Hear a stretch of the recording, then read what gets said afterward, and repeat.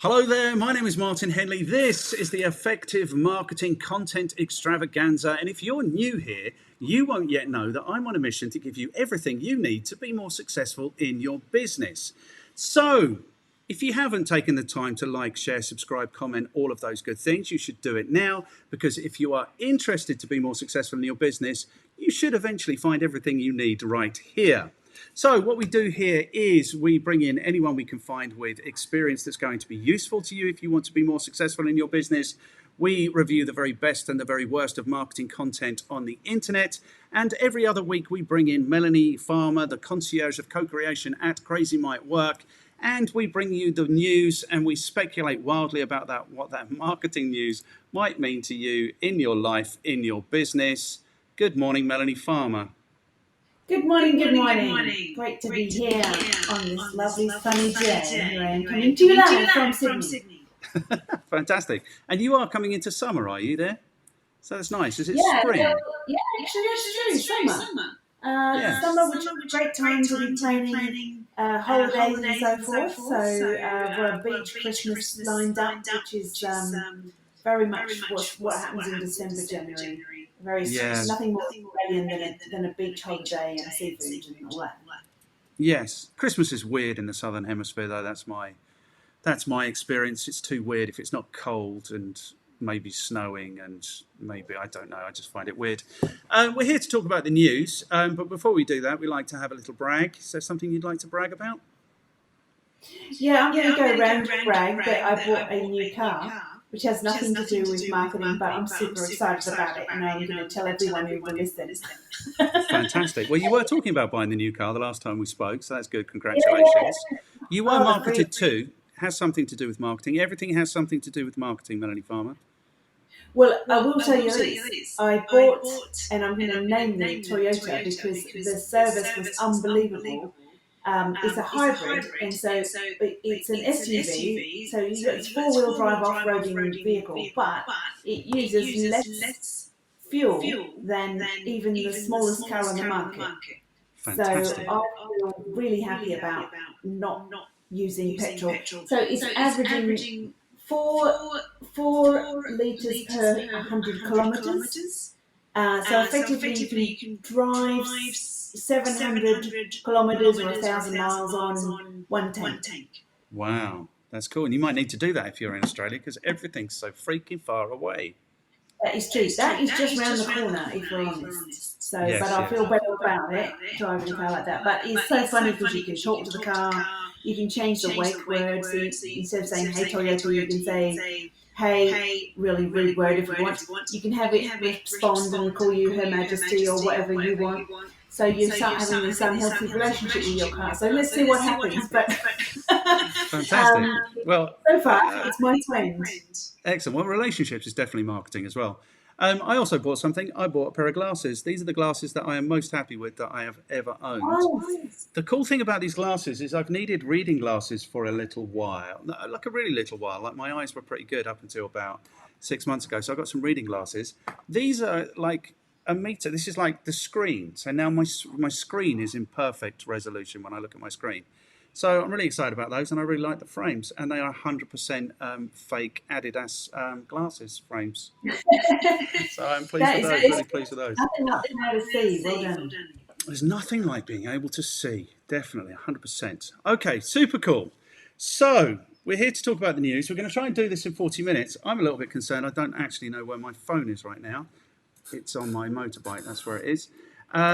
So what's caught your eye? We're going to do this in 40 minutes. That's the plan, because that's, I think, good plan. We can do it. Okay, super cool. So what's caught your eye in the way of marketing news this week, Melanie Farmer?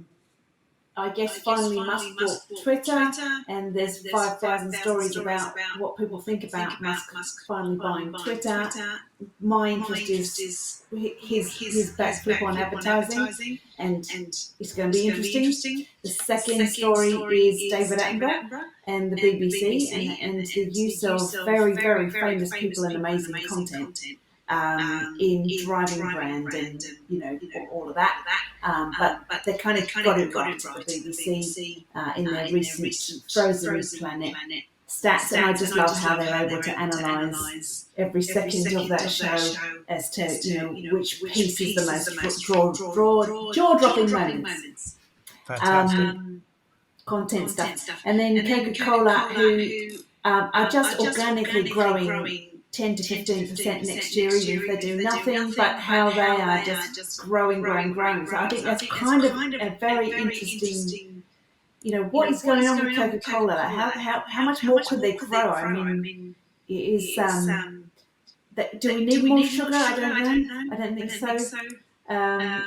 But it always interests me when you look at a mega brand like Coca-Cola, when others are really dropping off a cliff and they're just growing exponentially.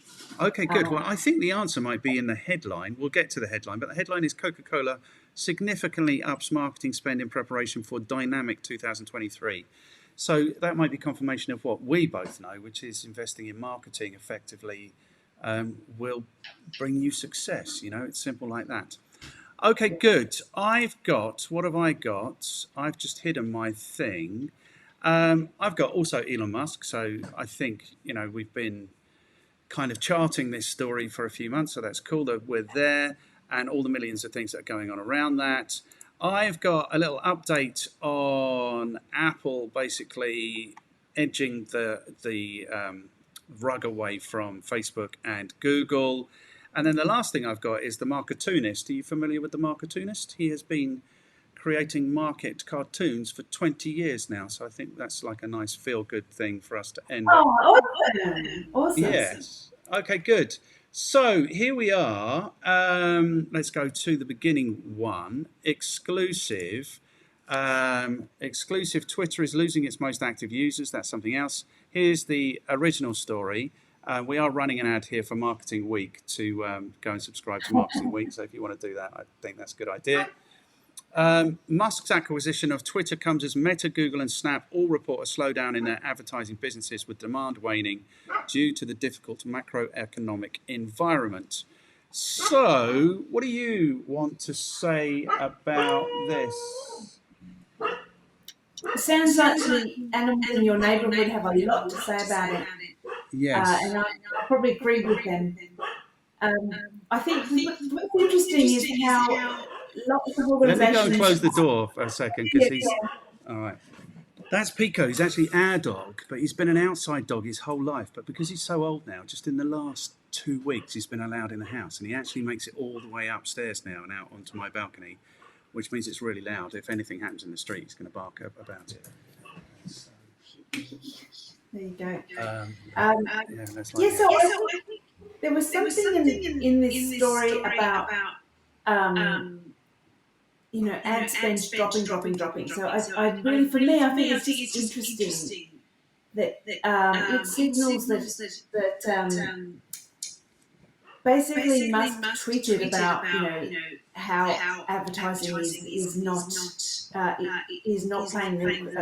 appropriate to be because it's controlling what happens in these platforms. Now he's softening his approach. He's very friendly towards advertisers, of course, but I think he's going to join a world at Twitter where advertising is dropping. It's dropping everywhere, digital advertising. And that's to be expected. But I do think it's interesting, not just so much as a takeover, but what is he going to do to change his relationship to advertising, which is something like 90% of what runs Twitter. How does he make that journey away from advertising, or does he just stick with advertising as a revenue stream, which is kind of against the idea of having any control over content? Yep. So I do think it's just going to be interesting to see. And I'm noticing this is a little bit halfway down. It says Meta, of course, who own Facebook, Instagram, and WhatsApp. They say their profits dropped by 52% in the third quarter this year due to a drop in advertising demand. 52%. And what is going to happen at Twitter, I don't know, but it is really a very precarious time and very uncertain. So I think, you can see the effect of the pandemic biting in budgets and in caution and various other things, and just other levers like trust. So I wonder how is he going to transition to a business model that works when it's something like 89-90% of their revenue is entirely from advertising. Cool. Do you want to know what I think? Go on. I think Elon Musk is a bit of a dick, but I'm not a big fan of Elon Musk necessarily. But I think he's going to turn this around, because I don't think the downturn in advertising from, well, in my Apple story, I can give you an indication of what else it might be. It's not, those platforms are doing so poorly by their advertisers, I think, Facebook especially, but also Google to a large extent. So I think there's room for a new entrant, and the new entrant may well be Twitter, because let's be frank, Twitter, I mean, I was astounded. You remember when we looked it up and we were like, they're making $4.4 billion a year from advertising. Twitter must have been, up until this point, the weakest advertising proposition in the world. Do you know what I mean? I don't know what I'd rather. What would I rather? I mean, it's been such a poor proposition. I couldn't believe they were doing 4.4 billion. So the opportunity there, given that Google and Facebook are also poor, the opportunity to actually provide a platform that really delivers value is immense. Whether they realize that or not remains to be seen. The other thing I think is that what needs to happen is that Twitter needs to clean up, 100% needs to clean up its user base. So the opportunity there is to be charging $5 a month, so that you know exactly who the person is, because you've got their bank account details, you've got their address, all of those things. So if you were to bring in a subscription model, and there are 200 million active users a day, that could be worth, what's that? If it's $5 a month, it could be worth $1 billion a month, which is 12 billion a year. They've just trebled their return. So I think there's a huge opportunity there too. The two things that need to happen is they need to generate revenue. They need to clean up their subscribership, whatever they're called, their members. So there's a huge opportunity there. But the thing that strikes me now that's happened is that what's happened for Twitter is that the PR machine that is Elon Musk has just rolled into town. Do you know what I mean? Like you say, there are 5,000 articles about this.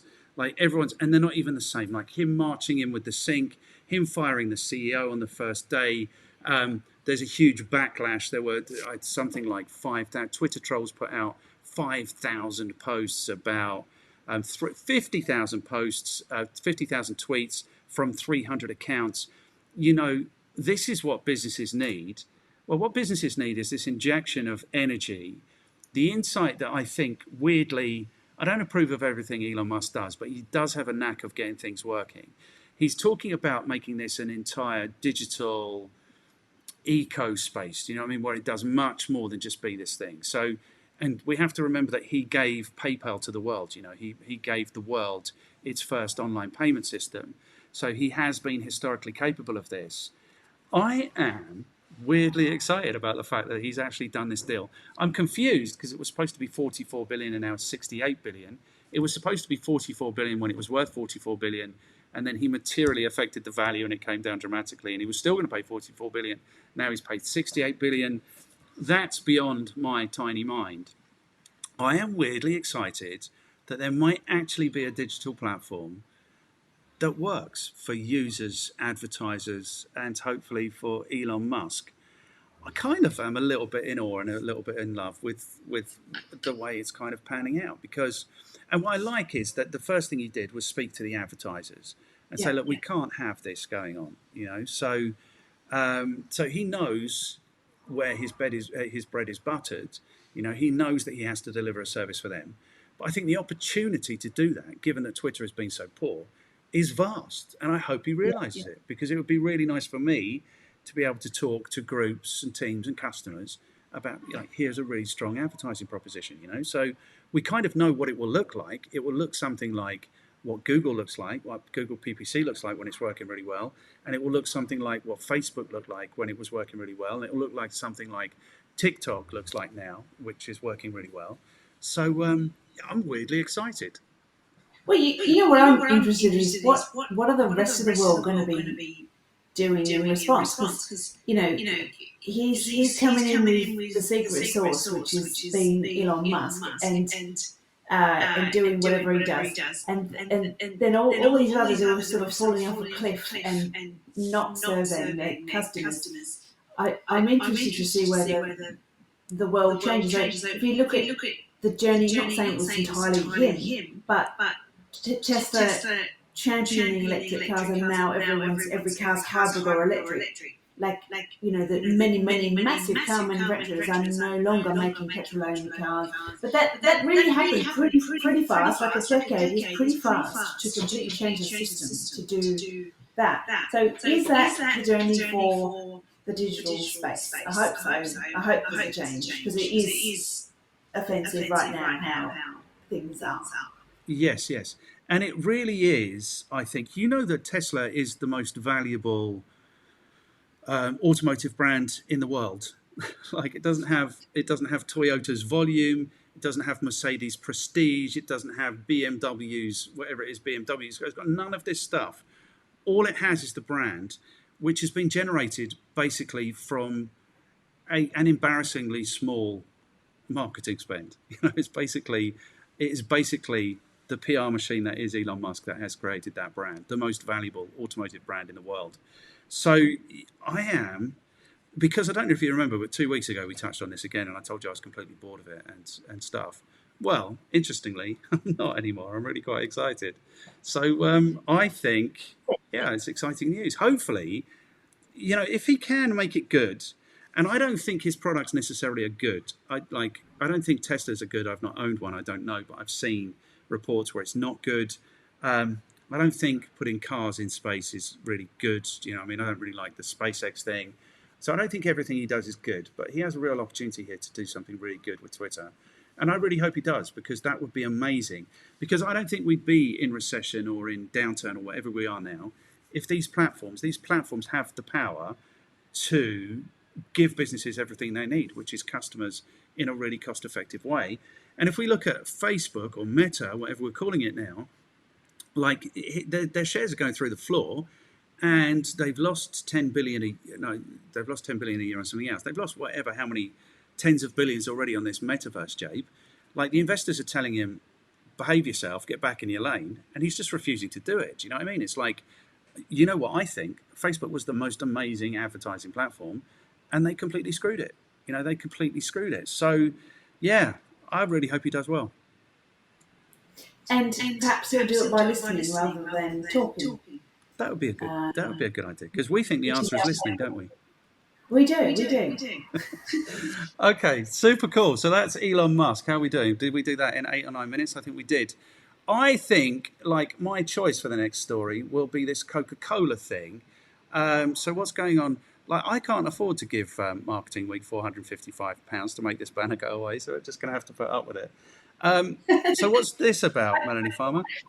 Yes. Now, my interest in this story is the secrets, which I think are the most useful for people listening. And that is that Coca-Cola are surprising everyone with their continued growth and all that. Right, great. But what's interesting is they're upping their spend, and they've got these two things that they use, two principles for where they spend, and one is occasion and one is passion. So they find occasions where people are passionate, and that's where they invest. And so I think that's interesting for the rest of us. If we're thinking of getting our brand anywhere, it's finding where actually could we manage to get our brand somewhere where there's an appropriate, relevant occasion and people are passionate. And that is really all they do when they invest in their marketing. Like, predominantly that's what they do. Find the occasion where people are passionate. And so that could be the coronation, it could be the World Cup, anything like that. but that's where they double down and do their investment. And this is really, I suppose, despite the sort of ups and downs of the market right now, they have that, what they do, those components for driving engagement. And so, I mean, there's lessons to be learned from that. Especially when it's naturally growing anyway. And I just think it's sort of, for me, I'm just interested in this in terms of what I can take away as a business and think, well, where are we actually finding ourselves aligned with an occasion where people are passionate? Yes. Okay. Yeah, I think this is the great thing about marketing. Like, we know you love your, what do you call it? Nature mimicry? Mimicking nature? Biomimicry. You like that? This is the great thing about marketing, is that everyone puts their marketing out in the world for all of us to mimic if that's what we want to do. So I think the astounding thing about Coca-Cola is that there really is no benefit to the product Coca-Cola. It literally is fizzy brown sugar water is what it is. Chemicals and sugar, none of which are going to do you any good. Do you any good at all? So there is no upside. There is no. So people who complain, "Oh, my product's rubbish," it's not as rubbish as Coca-Cola's product. You know what I mean? And yet, yeah, and they are the most recognisable non-tech brands in the world. And the inspiration here for me is they're still spending. They're upping their spend, and they're upping their spend as the world goes into recession or whatever we're calling it, because even the most recognizable brand in the world recognizes that you have to invest in marketing if you're going to be successful. And I did a reaction, I think, to Coca-Cola. Somebody was saying why it was so successful, and it is exactly like you say, because they are driving to the emotion, they're driving to the occasion. And they're driving to the aspiration, and that's what people buy. So this is would have to be entirely emotional sell, because you can't realistically sell this thing on its benefits. There are no benefits. So yeah, interesting like that. And yeah, so that for me is the inspiration. I think if you are proactively marketing, you're effectively in the business of buying customers. Coca-Cola knows that. Sainsbury's knows that, British Airways knows that, and the sooner small businesses come to understand that and actually put aside enough money to acquire the customers they need, the sooner those businesses will be successful. That's what I think. Yeah, look, they're growing anyway. Like organic growth of 15%, that's just incredible. 11 billion. Cases and so forth. I mean, because they have many brands. They're not just Coca-Cola. They're under the Coca-Cola envelope, like Sprite and so forth. But yeah, and water. Yes, water. So we can't say that there's nothing of value in the entire Coca-Cola range. But either way, do you need to be buying a bottle? So yeah, maybe you do in some places in the world still, but yeah. But not coffee. I saw a thing that they've been trying to launch a coffee brand for the longest time, and they haven't been able to do it, weirdly. And they were selling something that was a mix of coffee and Coca-Cola, and apparently it just made people sick. Yeah. So they're not invincible. It doesn't work for everything. And some of their brands are much more quiet, I think, than Coca-Cola. But so the lessons are three. If you want to be successful, you need to buy yourself some customers. You need to resource yourself so you have the money to buy customers. If you market to people's emotions, if you market to occasion, if you market to aspiration, this is what actually works. This will overcome actually having a terrible product. Yeah, and look, I think it's a lesson, isn't it? That they are acknowledging it's going to be a challenging economic environment. And in that challenging environment, their solution is to spend on marketing. Now that is very much because they are a retail brand, and but their sort of product is what it is. But they're not saying let's save money on marketing like most organisations do. Most organisations in the downturn will cut training budgets and advertising budgets. And so that isn't what Coke does. So I think that's just it's kind of interesting. It's like, well, there's got to be something in that. So. No, 100%. Like, and now is the time you achieve growth. Like in reducing Yeah, markets in. you're spending, yeah, you're the only one in the market, and that you probably also have your dollar will go further. Because you mentioned if you're negotiating 100%. Were deals. you there in 2008 when I did my Get Excited and Kick Ass presentation about that recession? Oh, maybe was I? No, I don't think I was. No. Oh, you'd remember it if you were there. It was the most exciting thing I've ever done. You know, they had those little "Keep Calm and Carry On" Yeah. postcards they were putting out. So we edited that, and I did this whole presentation like 30 minutes, and basically we put up that at the end, and we changed it to "Get Excited and Kick Ass" because the truth is, in these markets, this is when people achieve real success. This is exactly what's going on. Coca-Cola know it. And now if you're watching this, you know it. There's no excuse. Don't reduce your marketing. Invest more in marketing. It's a buyer's market. You can buy more customers more cost effectively. And your competitors who are going out of business, their customers are looking for suppliers. Get excited and kick ass. That's my recommendation. Good. Voila. We are rattling through these. So that was your story. My story is this one. The headline is. Can we get to the headline? The headline is: Did Apple just stick a pin in the Google Facebook duopoly? Spoiler alert: no, they didn't just do anything. So this didn't happen now. The next. No, so the headline is misleading, but the news is it's kind of an update on an existing story.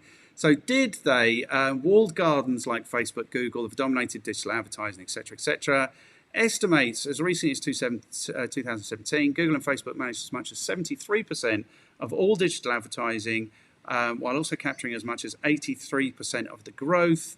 Alphabet and Facebook have both reported third quarter earnings. Alphabet, that's Google, grew 6%. Meta is down 4%. So this is what Apple did, is the identifier for advertisers was a unique credential assigned to each iOS device, which allowed apps and publishers to track user activity across various mobile apps and websites. To avoid being tracked, users would choose limit ad tracking in their device settings. By some accounts, fewer than 30% of users in 2020 took the time to opt out, but that has changed now because now roughly 75% of users decided against sharing their data. Makes it tougher for those companies. This feature by Apple will cost Meta $10 billion in lost ad sales each year. So this is it. This is what's going on. Advertising apps in the App Store grew 3.7%. These are the things. So there is something in here at the very end. It's important to view these developments in a broader context. Apple pulled in roughly $4 billion in advertising revenue in 2021, which pales in comparison to Alphabet's $209 billion and Meta's $115 billion during the same period. Amazon made more than $30 billion. So what's going on is this is kind of an old news. Was it the beginning of this year that people started talking about it? It was last year that they actually did it. And Apple came out and said, basically, you don't get to make money from our market, from our users, and gave the option to Apple phone users, iPhone users, to turn on their privacy or otherwise to decide whether they wanted to share their data. And now we're seeing the effect of it. Somebody who's much more involved in this than I am imagines that Apple will have some kind of advertising platform on the way to replace this. But this is interesting, like 10 billion, that's getting close to 10% of Meta's advertising revenue. So this for me is what I was saying when you're saying it's because of the pandemic that the ad revenue is going down. I don't think it is. I think it's because of this. And I think it's because they're not delivering value for the advertisers. That's what I think. What do you think? I think there's a typo in that article. I think it's million, not billion. Which, unless I've got that wrong there, 209 billion versus 4 billion Apple. So Google is 209 billion. Google 209 billion and Apple 4 billion. Is that right? That's what they're saying. And Meta is 115 billion. Yes. And Twitter, we know from previous, is 4.4 billion. Okay, right, okay, got it. Amazon is 30 billion, interestingly. Well, I don't have much to say about this other than I always feel that Apple, from the start, has valued privacy more than most. And so the fact that they even were tracking anybody in the first place feels a bit not very Apple to me, but at least there's this choice. But I do wonder about this. It's interesting how it's 75% now. It's gone up, and but the world is becoming a lot more privacy literate, and so that is going to affect every platform. If there's a legal requirement to allow choice, there's going to be a smarter consumer who enacts privacy choices. So 100%. That is probably the trend, and rightly so. Yeah, so I think that's kind of interesting. Yeah, well, that's up 300%, isn't it? If it's gone from 20% last year to 75% this year, that's up 325%. That's enormous growth that Facebook don't want to see.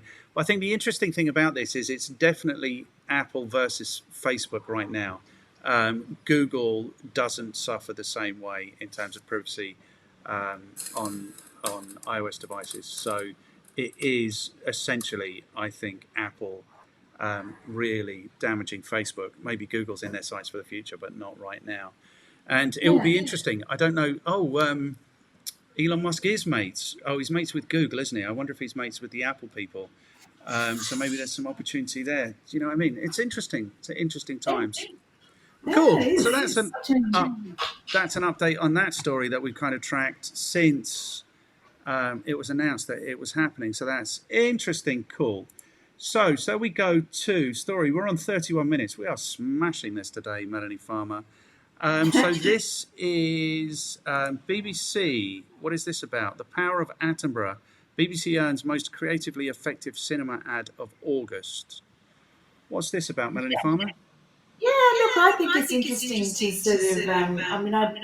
My master's was in marketing innovation was all about endorsement, and it's not to say that David Attenborough is endorsing the BBC. He's paid to do that job, but it's the power of a celebrity doing a thing. And his voice happens to be recognised by 82% of listeners and viewers, of course, and they know his voice. But not only that, they associate his voice with something wonderful.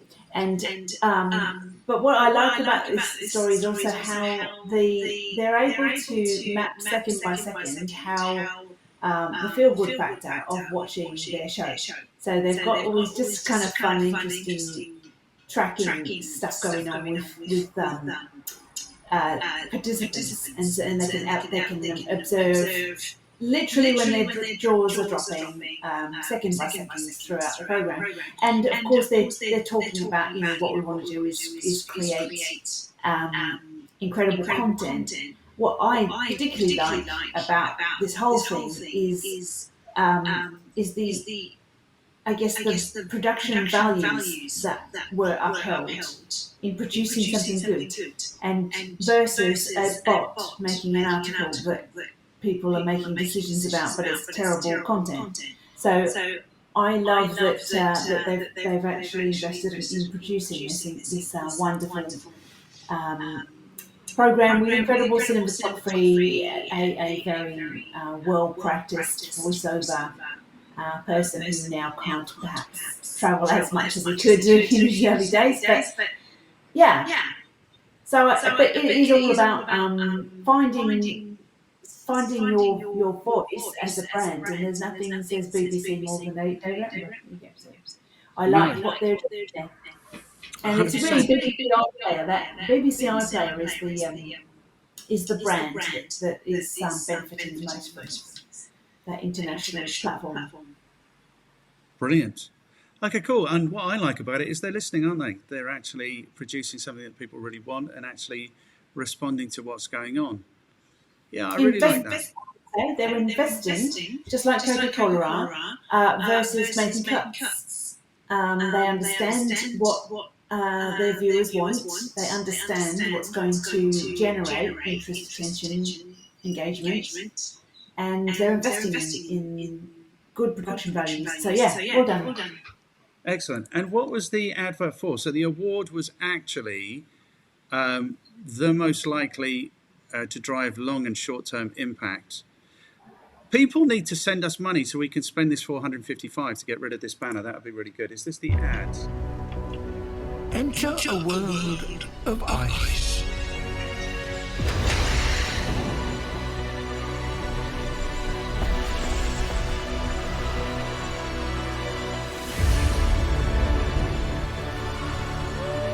This is life in the extreme frozen planet Sundays on BBC iPlayer.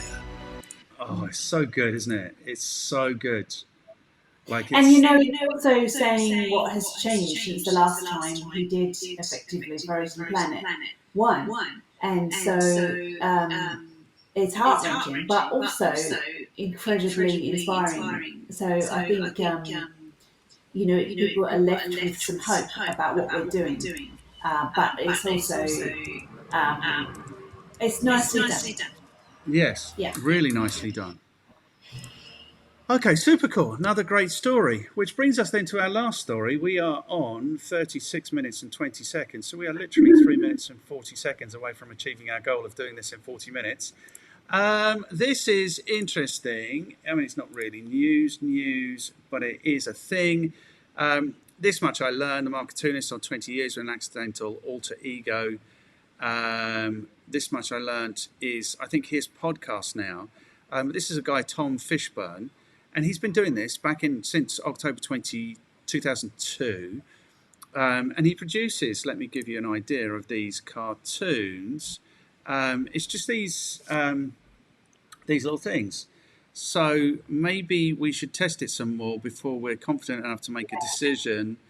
It's all of this kind of, can we make this big? So you can license these things now. So this is his big content marketing campaigns. I was hoping to be able to show you some. Oh, here we go. We need a name for our agency that shows how creative we are. What letters can we use that aren't already taken? Isn't it great to be back in the office where we can meet face to face again? Sorry, I was on mute. Yes. So it's this little kind of sideways look at what goes on in marketing.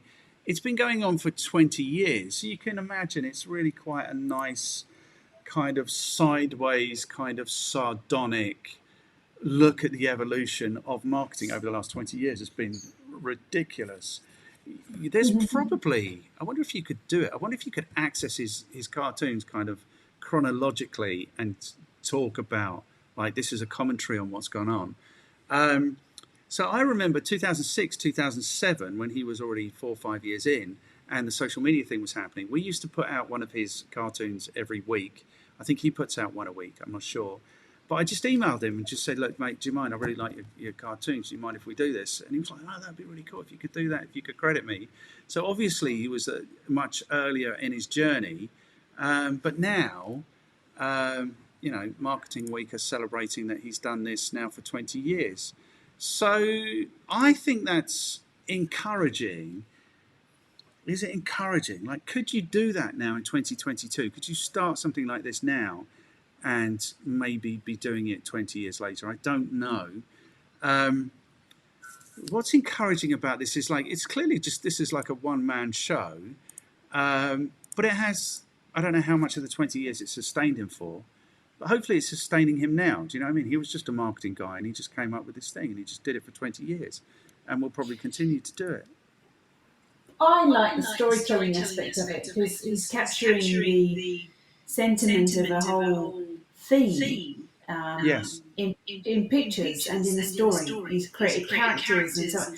And I think it's always, something that we teach a lot in our courses is the power and importance of storytelling, which is what humans are best at. It's how we really only got language and PowerPoint and text very recently in our 5,000 year history. We really only got it in the last couple of hundred years, few hundred years, really. We've not been using computers and so on. So we've used storytelling and images. So I love that he's able to synthesize a huge complicated thing in this little cartoon. And it's like a picture says 1,000 words. So I love that. I think it's important. Long may that always be a thing. And there's a few TED Talks. Him and others, I think. There's various TED Talks about cartoonists, which is really joyful to watch. And it always surprises me how powerful that can be in getting something across that's deeply, either controversial or but everyone's thinking it, that sort of thing, and kind of plug in to what's going on. Yeah, 100%. Okay, yeah, 100%. And I think that he's able to produce them in this amazing way is the secret of it. So this is like his brilliance. So he says, it looks like our business is in trouble. Quick, let's quibble endlessly about the quality of the data and how it's sourced. Perfect. Yeah. With our new customer service QR code, you can now choose to have us ignore you by text, phone, or video chat. So you know what he's not doing, which is what appeals to me, is he's not towing the line. And I'm not towing the line. Do you know what I mean? Maybe under his influence, I'm not prepared to stand up and say, all marketing is great and you should invest every ounce of your being into your marketing. Do you know what I mean? Where I am is basically you're going to have to wrestle with these things to get value out of them is where I am. So I don't know how much that is influenced by him. Yeah, I love it. I love it that it's kind of a sideways thing. Do you know what I mean? I love it that it's not the party line, because the party line is all marketing is great and you should do all marketing. And that for me isn't true or even useful, Yeah, well, it starts a proper conversation because those cartoons are used in boardrooms all over the world. Yeah. So there's places I've been in Singapore, in Dubai, in England, in Australia, where cartoons have often been the thought sparker to start a conversation in teams. And so why that? Well, it's because somehow a cartoonist is allowed to say a thing which we're all thinking. And it's a real conversation. That's what I love about it. It's true. Yes. And look, I'm looking at them as we're talking, so I'm finding funny ones again. So this is interesting. Look, this one. That title, ignore. Oh, where's it gone? I've just made it big. I've made it big in the... Oh, no, now it's going small. Can we go small? No. There's a new social network call. What you doing? Hey, where'd you go? So this is true, isn't it? There's a new social network. The advertisers turn up. Everyone's gone. We just want to be real with you. They don't want to be real. Oh, where's the one? How did I make that big and now I can't make it small again? We can't beat them, copy them, but not as well and later to market. Do you know what? It's true. Oh, there was just a really cool one, a really funny one about... the innovation funnel. There we go. Decisions. It's going to be here. Okay, this is the one. Chief something officer. That title didn't work either. Any other ideas for a word that will magically fix this role? Chief brand, chief digital, chief commercial, chief experience, purpose, customer, revenue, growth. It is actually genius. Decisions. Long-term brand building with no clear impact on sales, or short-term performance marketing that devalues the brand. The thing is, I think he nails it. I think he really nails it. And I really like him, and I'm really glad that he's done this. There was a book when he did 15 years, but now he's done 20. I think I want to make a little video about him, and I want to see if I can find all of these in chronological order and just talk about how, because maybe this is the only consistent commentary of what's gone on in the market for the last 20 years. What do you think? Wouldn't you like one of your podcasts, man? I mean, I would reach out because I reckon you'd go for it.